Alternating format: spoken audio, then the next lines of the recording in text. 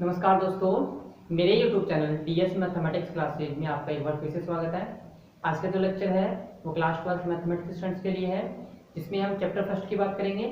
और ये जो लेक्चर है ये आपके चैप्टर फर्स्ट का 19 लेक्चर है। इस लेक्चर के अंदर हम एक इम्पोर्टेंट टॉपिक की शुरुआत करने जा रहे हैं, जो कि आपके इस चैप्टर के पॉइंट ऑफ व्यू से और साथ साथ बोर्ड एग्जाम्स के पॉइंट ऑफ व्यू से काफ़ी इम्पोर्टेंट है, क्योंकि ये टॉपिक एक तो नया है, साथ के साथ इस टॉपिक की इंपॉर्टेंस तो इसलिए हो जाती है, इसलिए ज़्यादा इंपॉर्टेंट होता है क्योंकि इसमें अभी तक जो भी इसमें जो भी कंसेप्ट यूज होंगे वो आपके फंक्शन से यूज होंगे। कहने का मतलब है, अगर आपने फंक्शन को अच्छी तरीके से क्लियर किया है, कंसेप्ट को अच्छी तरीके से समझा है, अंडरस्टैंडिंग आपको कंसेप्ट की, तो आप तब जाके ही इस टॉपिक को अच्छे से कर पाओ। और जब इस टॉपिक को आप अच्छे से कर पाओगे तो ही आप बोर्ड एग्जाम में क्वेश्चन को सोल्व कर पाओगे, अदरवाइज आप क्वेश्चन सोल्व नहीं कर पाओगे। ठीक है, तो देखो इस टॉपिक को आपको अच्छे से समझना है। साथ के साथ ये टॉपिक रिलेटेड है आपके फंक्शन से, मतलब बेस्ड किससे है, ये बेस्ड है आपके फंक्शन वाले टॉपिक से। तो जितने भी आपको प्रॉपर्टीज दिखवाई हैं, जो भी आपने जितने अब तक क्वेश्चंस किए, प्रॉपर्टीज की और डेफिनेशन की, वो सब आपको अच्छे से आना चाहिए, तभी जाके आपको ये कंसेप्ट क्लियर होगा। ठीक है, तो देखिए बाइनरी ऑपरेशन क्या होता है इसके बारे में बताते हैं। अब देखो, मान के चलिए आपने एक सेट लिया, ठीक है, आपने एक सेट लिया ए, ठीक है, आपने एक सेट ए लिया जो कि कैसा है, जो कि नॉन एम्प्टी सेट है। आपने एक सेट ए लिया जो कि नॉन एम्प्टी है, और इस सेट ए का आपने क्या किया, इस ए के साथ ही कार्टेशियन प्रोडक्ट लिया। ठीक है भाई, कहने का मतलब है सेट ए का आपने सेट ए के साथ क्या लिया, कार्टेशियन प्रोडक्ट लिया। तो इसमें जो एलिमेंट होंगे वो किस टाइप के होंगे, वो होंगे आपके ऑर्डर्ड पेयर टाइप के। और इस ऑर्डर्ड पेयर टाइप के एलिमेंट में प्रथम एलिमेंट किसका होगा, ऑर्डर्ड पेयर का, सेट ए का, और ऑर्डर्ड पेयर का द्वितीय एलिमेंट भी किसका होगा, सेट बी का होगा। ठीक है, तो आप क्या कह सकते हो कि इस सेट में एलिमेंट क्या होंगे, ऑर्डर्ड पेयर के रूप में होंगे, जहां पे ऑर्डर्ड पेयर का प्रथम और द्वितीय एलिमेंट किसका होगा, सेट ए का होगा। ठीक है, तो देखिए अब आपने क्या किया है, अब की बार आपने हमेशा आप फंक्शन डिफाइन करते हो एक सेट से दूसरे सेट से। ठीक है, हमेशा आपने देखा था कि फंक्शन हम कहां से कहां डिफाइन कर रहे थे, किसी एक सेट से किसी अन्य सेट में, या फिर किसी सेट ए से उसी पर आप फंक्शन डिफाइन कर रहे थे। ठीक है, लेकिन अब की बार आपको फंक्शन डिफाइन कहां से कहां करना है, अब की बार आपको फंक्शन सेट से सेट पे करना है, लेकिन अब की बार सेट ही चेंज हो जाएगा। अब की बार आपको फंक्शन कहां से कहां डिफाइन करना है, इस सेट ए क्रॉस ए से इसी समुच्चय ए पर। कहने मतलब है समुच्चय ए क्रॉस ए से आपको कहां पे डिफाइन करना है, फलन डिफाइन करना है समुच्चय ए पर। ठीक है, आपको कहां डिफाइन करना है, फलन डिफाइन करना है समुच्चय ए क्रॉस ए से ए पर। ठीक है, ए क्रॉस ए पे कहां डिफाइन करना है आपको, फलन ए पर। अब ये आपने फलन डिफाइन किया ए क्रॉस ए से ए पर, तो ये फलन एफ, ये फलन एफ द्विआधारी संक्रिया कहलाता है। ठीक है, ये जो फलन है, ये फलन है द्विआधारी संक्रिया या फिर बाइनरी ऑपरेशन कहलाएगा, यदि each ordered pair A B belongs to A cross A के लिए। ठीक है, कहने का मतलब है कि डोमेन ए क्रॉस ए के प्रत्येक अवयव के लिए आपको एक अवयव सी सेट ए में ही इसी प्रकार का मिलना चाहिए। कहने का मतलब है कि इस सेट ए क्रॉस ए के प्रत्येक एलिमेंट के लिए सेट ए में एक अवयव, कम से कम एक अवयव स्मॉल सी बिलोंग्स टू ए, इस प्रकार मिलना चाहिए। मतलब इस प्रकार विद्यमान होना चाहिए कि F of ordered pair A B बराबर क्या हो, सी। ठीक है, F of ordered pair A B किसके बराबर हो, सी के। और आप इसको इस प्रकार भी लिख सकते हैं कि ये जो फलन एफ है, ये फलन एफ इस ऑर्डर्ड पेयर के दोनों एलिमेंट को इस प्रकार से ऑपरेट करे, या दोनों एलिमेंट की संक्रिया इस प्रकार से संक्रिया ले, या फिर दोनों एलिमेंट को एक साथ इस प्रकार से संबंधित करे कि इनसे जो नया एलिमेंट जब जनरेट होगा, इनसे जो नया एलिमेंट बनेगा वो किसका बनना चाहिए, वो अगेन सेट ए का ही बनना चाहिए। कहने का मतलब है आपकी बार आप फंक्शन डिफाइन करो ए क्रॉस ए से ए में, तो ए क्रॉस ए से ए में जो फंक्शन डिफाइन कर रहे हो ये फंक्शन बाइनरी ऑपरेशन का होना चाहिए या द्विआधारी संक्रिया होनी चाहिए यदि इस ए क्रॉस ए के प्रत्येक एलिमेंट के लिए कम से कम एक अवयव स्मॉल सी सेट ए में इस प्रकार से विद्यमान हो कि ये संक्रिया या ये फलन इस ऑर्डर्ड पेयर के दोनों एलिमेंट को आपस में संक्रिया लेने के पश्चात क्या बनाए, एक नया एलिमेंट बनाना चाहिए और वो नया एलिमेंट किसका होना चाहिए, सेट ए का होना चाहिए। कहने का मतलब है ऑर्डर्ड पेयर के दोनों एलिमेंट्स को ये फलन आपस में क्या करे, संबंधित करे या आपस में इनकी संक्रिया ले और संक्रिया के पश्चात क्या बनाए, ये फलन खुद एक नया एलिमेंट सी बनाए और वो सी भी किसका एलिमेंट होना चाहिए, वो सी सेट ए का एलिमेंट होना चाहिए। ठीक है, वो सी क्या होना चाहिए, सेट ए का एलिमेंट होना चाहिए। अगर ये सी सेट ए का एलिमेंट है तो आप क्या कह सकते हो, आप कह सकते हो कि ये फलन f क्या कहलाता है, द्विआधारी संक्रिया। ये फलन f क्या कहलाता है, द्विआधारी संक्रिया। ठीक है, क्या कहलाता है, ये द्विआधारी संक्रिया कहलाता है। और समुच्चय ए क्या कहलाता है, समुच्चय ए समृद्ध समुच्चय कहलाता है। ठीक है भाई, समुच्चय ए क्या कहलाता है इस कंडीशन में समुच्चय ए समृद्ध समुच्चय कहलाता है। ठीक है, तो ये आपकी बाइनरी ऑपरेशन की डेफिनेशन हो गई। दोबारा से देख लीजिए, समुच्चय ए क्रॉस ए से ए में परिभाषित प्रत्येक फलन द्विआधारी संक्रिया कहलाता है यदि each ordered pair A B belongs to A cross A के लिए। कहने मतलब है कि समुच्चय ए क्रॉस ए के प्रत्येक कार्तीय युग्म तो ए बी के लिए आपको कम से कम एक अवयव सेट ए में स्मॉल सी इस प्रकार से विद्यमान हो कि ये फलन है ऑर्डर्ड पेयर के दोनों एलिमेंट को इस प्रकार से ऑपरेट करे कि नया एलिमेंट भी क्या हो, सेट ए का हो। ठीक है, जहां पे ये फलन एफ क्या कहलाए, द्विआधारी संक्रिया, और ये सेट क्या कहलाए, समृद्ध समुच्चय कहलाए। ठीक है, तो ये आपकी द्विआधारी संक्रिया की डेफिनेशन कंप्लीट होती है। अब इसके एग्जांपल भी देखेंगे, वो भी देखना है। माना ए कोई रिक्त समुच्चय, माना ए कोई समुच्चय, माना ए कोई अरिक्त समुच्चय। ठीक है, माना ए कोई अरिक्त समुच्चय है। ठीक है, माना ए कोई अरिक्त समुच्चय है, that is A does not equal to 5। ठीक है, तथा ए क्रॉस ए समुच्चय ए का कार्तीय गुणनफल है। ठीक है, तथा ए क्रॉस ए समुच्चय ए का कार्तीय गुणनफल है, that is A cross A बराबर ordered pair A B such that small A belongs to capital A, small B belongs to capital A. ठीक है, तब समुच्चय ए क्रॉस ए से समुच्चय ए में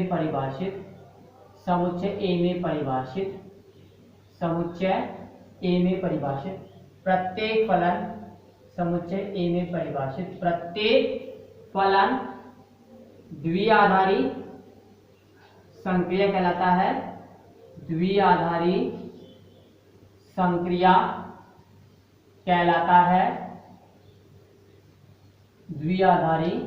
संक्रिया कहलाता है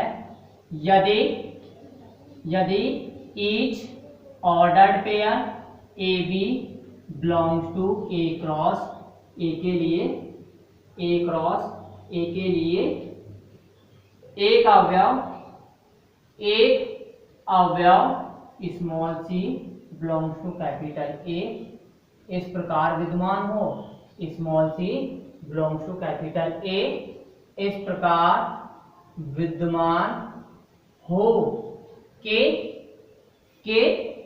F of ordered pair A B बराबर ए एफ बी बराबर सी बिलोंग्स टू ए। ठीक है, कहने का मतलब है ये फलन एफ ऑर्डर्ड पेयर के दोनों एलिमेंट को आपस में क्या करे, संक्रिया ले और उस संक्रिया के पश्चात एक क्या नया एलिमेंट बनाए स्मॉल सी, जो कि किसमें बिलोंग करना चाहिए, सेट ए में बिलोंग करना चाहिए। ठीक है, तो एक अगर small c belongs to capital इस प्रकार विद्यमान हो कि F of order pair A B बराबर ए एफ बी बराबर सी बिलोंग्स टू ए। ठीक है, जहां जहां फलन एफ द्विआधारी, जहां फलन एफ द्विआधारी संक्रिया कहलाता है। ठीक है, जहां फलन एफ द्विआधारी संक्रिया कहलाता है, इसे star plus dot minus division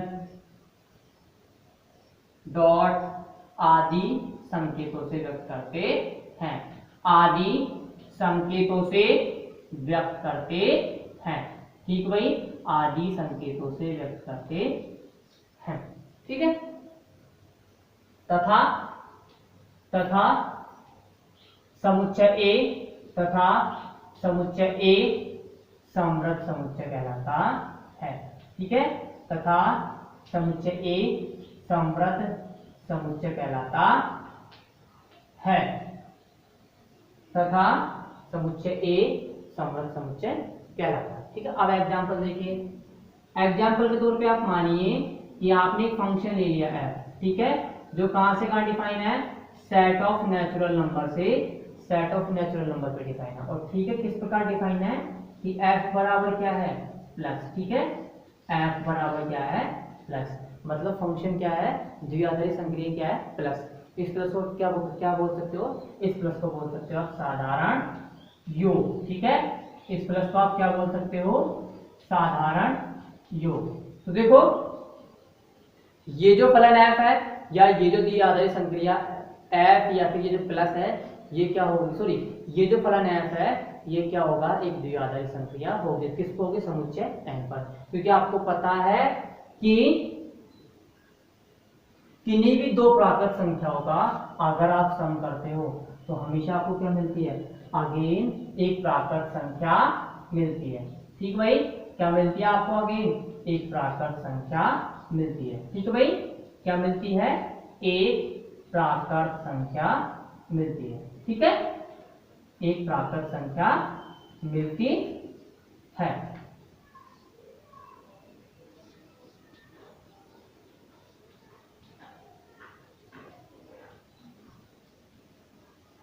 तो ये जो संक्रिया है, ये संक्रिया क्या है, ये संक्रिया समुच्चय n पर क्या संक्रिया है, ये द्विआधारी संक्रिया है। ठीक भाई, क्योंकि आपको पता है कि किन्हीं भी दो प्राकृत संख्याओं का सम क्या होता है, किन्हीं भी दो प्राकृत संख्याओं का सम अगेन एक प्राकृत संख्या ही होती है। ठीक है, तो ये आपका एक एग्जाम्पल हो गया। ठीक, अब उसके बाद सेकेंड एग्जाम्पल देखो। सेकेंड एग्जाम्पल के अंदर आपने देखा, आप देख लीजिए, आपने एक फंक्शन डिफाइन किया, ठीक है भाई, या फिर आपने एक बाइनरी ऑपरेशन डिफाइन किया, प्लस, जो कि कहां से कहां है, जो कि सेट z से किस पर डिफाइन है, z पर ही डिफाइन है, मतलब z क्रॉस z से किस पर डिफाइन है, z पे। ठीक है, और ये भी क्या है, ये द्विआधारी संक्रिया है। ठीक है भाई, ये क्या है, द्विआधारी संक्रिया। ठीक है, प्लस जो कि डिफाइन है समुच्चय z पर, ये कैसी संक्रिया है, द्विआधारी संक्रिया है। क्यों है, क्योंकि किन्हीं भी दो प्राकृत संख्याओं का सम, सॉरी, किन्हीं भी दो पूर्णांकों का सम, किन्हीं भी दो पूर्णांकों का योग क्या होता है, एक पूर्णांक होता है। ठीक है भाई, किन्हीं भी दो पूर्णांकों का योग क्या होता है, एक पूर्णांक होता है। अर्थात आप क्या कह सकते हो, डेट इज, या अर्थात plus of ordered pair A B बराबर ए प्लस बी बराबर सी बिलोंग्स टू जेड। ठीक है, आप द्विआधारी संक्रिया के रूप में या फलन के रूप में कुछ भी ले सकते हो, साधारण योग ले सकते हो, साधारण गुणनफल ले सकते हो, अंतर ले सकते हो, डिवीजन ले सकते हो, एलसीएम ले सकते हो, एचसीएफ ले सकते हो, कुछ भी ले सकते हो, यूनियन ले सकते हो, आप इंटरसेक्शन ले सकते हो, किसी भी प्रकार का आप ऑपरेशन ले सकते हो, या फिर आप चाहो फलनों का संयोजन भी ले लो। ठीक है, कंपोजिट फंक्शन भी ले लो या फिर संयुक्त फलन भी ले लो या फलनों का संयोजन, आप कुछ भी ले सकते हो, कोई फर्क नहीं पड़ेगा। अब आप देखते हो कि जो प्लस संक्रिया है वो समुच्चय n पे कैसे संक्रिया है, द्विआधारी संक्रिया, प्लस संक्रिया समुच्चय z पे कैसे संक्रिया, द्विआधारी संक्रिया, ठीक है। अब माइनस की बात करते हैं। आप माइनस की बात करते हो तो आप देखते हो किन्हीं भी दो एलिमेंट लीजिए आप समुच्चय m पे, ठीक है, मैंने ले लिए 2 और 3, ठीक है। तो क्या उनका अंतर जो आएगा वो क्या सेट n का एलिमेंट हो, कहने मतलब है कि समुच्चय 2 और 3 की आपने संक्रिया ली, लेकिन किसके अंदर आपने संक्रिया माइनस के अंदर इनकी ऑपरेट किया, ठीक है। कहने का मतलब है फलन कौन सा डिफाइन किया कि और आपने प्लस नहीं माइनस डिफाइन किया, किस पे, सेट n पे। तो क्या बताइए, क्या ये द्विआधारी संक्रिया है, बताइए, नहीं है ना। क्यों नहीं है, क्योंकि आपको पता है कि आपने दो संख्या ले ली 2 और 3, ठीक है, और संक्रिया आपने कौन सी डिफाइन की है, माइनस। तो 2 माइनस 3 क्या होता है, -1, और -1 किसके अंदर बिलोंग नहीं करता, n के अंदर बिलोंग नहीं करता, ठीक है। तो प्राकृत संख्याओं के समुच्चय के अंदर माइनस क्या है, द्विआधारी संक्रिया नहीं है। गुणनफल क्या द्विआधारी संक्रिया होगी, हाँ, गुणनफल समुच्चय n में द्विआधारी संक्रिया, क्योंकि किन्हीं भी दो प्राकृत संख्याओं का मल्टीप्लिकेशन करो, अगेन आपको एक क्या मिलेगी, प्राकृत संख्या मिलेगी। इसी प्रकार आप पूर्णांकों पर डिफाइन करो गुणन संक्रिया को, तो गुणन संक्रिया पूर्णांकों पर भी क्या है, डिफाइन है, और अंतर संक्रिया पूर्णांकों पर भी डिफाइन है। किन्हीं भी दो पूर्णांक अंतर लो, आपको अगेन क्या मिलेगा, एक पूर्णांक मिलेगा, ठीक है, अगेन क्या मिलेगा, आपको एक पूर्णांक मिलेगा। तो ये जो संक्रिया है ये सभी के सभी क्या है, द्विआधारी संक्रिया है, ठीक है। तो आप लिख सकते हो, आप लिख सकते हो कि समुच्चय n में समुच्चय n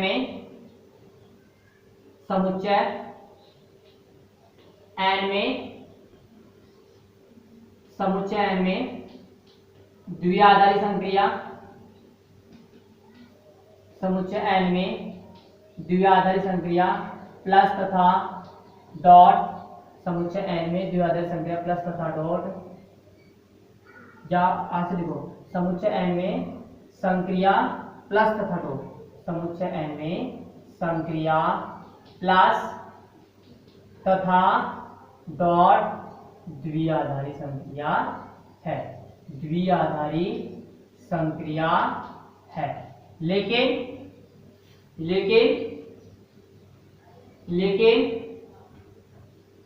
माइनस तथा डिवीजन n में द्विआधारी संक्रिया नहीं है, n में द्विआधारी संक्रिया नहीं है, ठीक है। इसी प्रकार फोर्थ देखो, समुच्चय z में संक्रिया प्लस माइनस डॉट द्विआधारी संक्रिया है, द्विआधारी संक्रिया है। लेकिन डिवीजन z में द्विआधारी संक्रिया नहीं है, लेकिन डिवीजन z में द्विआधारी संक्रिया नहीं है, ठीक है, लेकिन डिवीजन z में द्विआधारी संक्रिया नहीं है, ठीक है।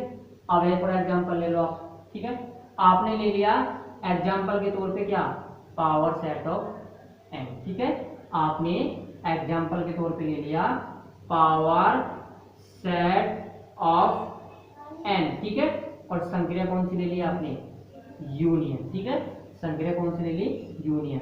और एक और सेट ले लिया आपने, कौन सा, पावर सेट ऑफ n, ठीक है, और इसकी संक्रिया कौन सी ले ली, इंटरसेक्शन ले ली, ठीक है। तो आप देखते हो, आपको आप हमेशा पावर सेट ऑफ n ले लो या फिर किसी भी सेट का पावर सेट ले लो, तो हमेशा ध्यान रखना कि किसी भी सेट के पावर सेट से आप दो एलिमेंट लो, किसी भी सेट के पावर सेट से दो एलिमेंट लो, और दो एलिमेंट जो लोगे वो भी क्या होंगे, अगेन सेट ही होंगे, ठीक है भाई। पावर सेट के अंदर एलिमेंट क्या होते हैं, सेट होते हैं, तो पावर सेट के अंदर एलिमेंट है वो भी कुछ सेट है, और उन दो सेट का आप क्या करोगे, यूनियन करोगे, तो वो अगेन क्या होगा, वो अगेन इसी पावर सेट का क्या होगा, एलिमेंट होगा।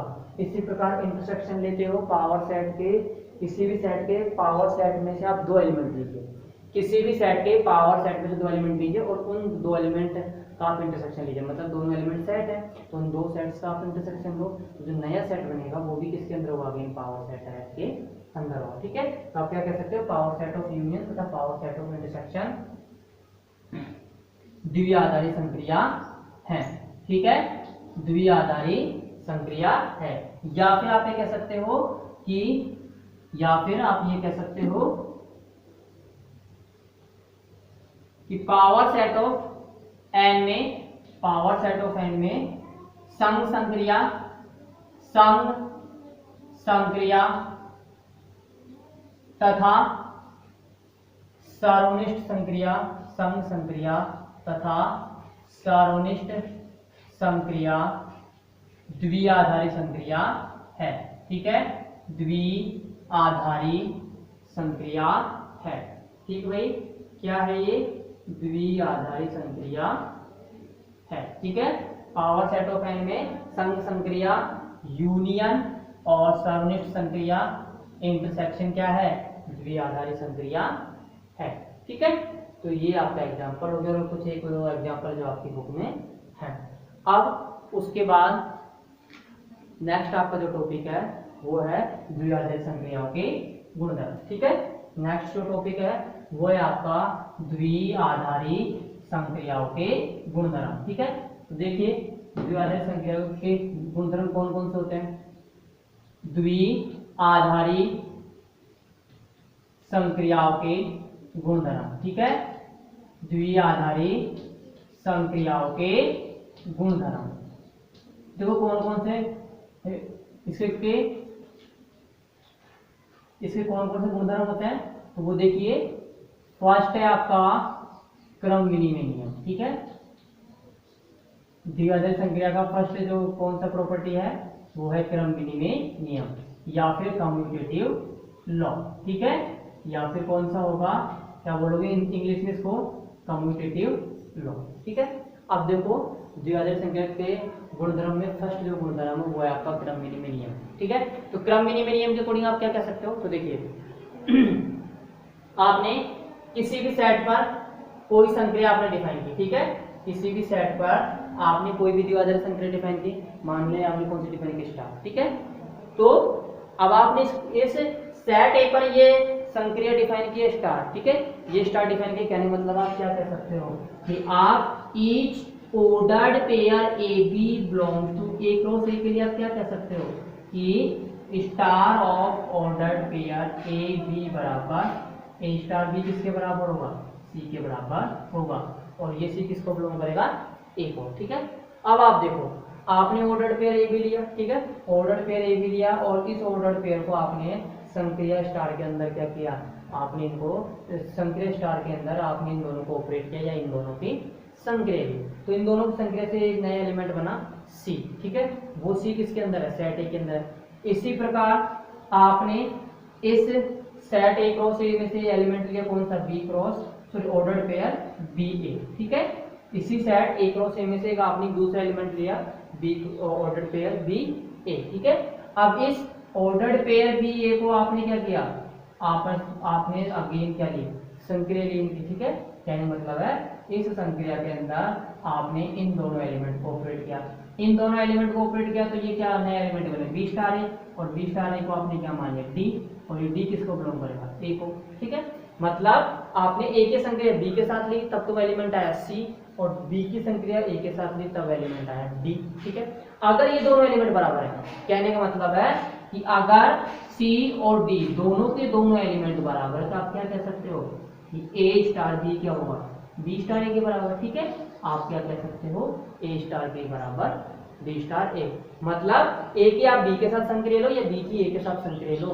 तो हमेशा आपको क्या मिलना चाहिए, समान एलिमेंट मिलना चाहिए। ठीक है, अगर किसी द्विआधारी संक्रिया के लिए, या अगर किसी द्विआधारी संक्रिया के लिए ईच ऑर्डर्ड पेयर AB के लिए आप ये कह सको, किसी भी द्विआधारी संक्रिया स्टार के अंतर्गत अगर किसी भी ऑर्डर्ड पेयर AB के लिए आप ये कह सकते हो, या फिर किसी भी द्विआधारी संक्रिया स्टार के अंतर्गत किन्हीं भी दो एलिमेंट के लिए आप ये कह सको कि ए स्टार बी बराबर बी स्टार ए है, तो ये संक्रिया क्या कहलाती है?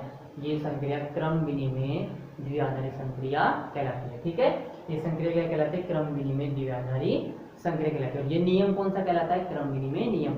इसके अंतर्गत आप क्या कर सकते हो कि यदि किसी द्विआधारी संक्रिया के अंतर्गत किन्हीं भी दो अवयवों को आप इस प्रकार से ऑपरेट करो या इस प्रकार से संक्रिया लो कि ए स्टार बी किसके बराबर बी स्टार ए के, तो ये द्विआधारी संक्रिया किस नियम का पालन कर रही है? ये द्विआधारी संक्रिया क्रम विनिमय नियम का पालन कर रही है। और ये द्विआधारी संक्रिया क्या कहलाती है? क्रम विनिमय द्विआधारी संक्रिया कहलाती है। ठीक है, तो इस प्रॉपर्टी और उसके साथ के साथ जो भी इंपॉर्टेंट प्रॉपर्टीज है उनका अध्ययन हम अगले लेक्चर में करेंगे। आज का जो लेक्चर है वो यहीं पे कंप्लीट होता हुआ। धन्यवाद।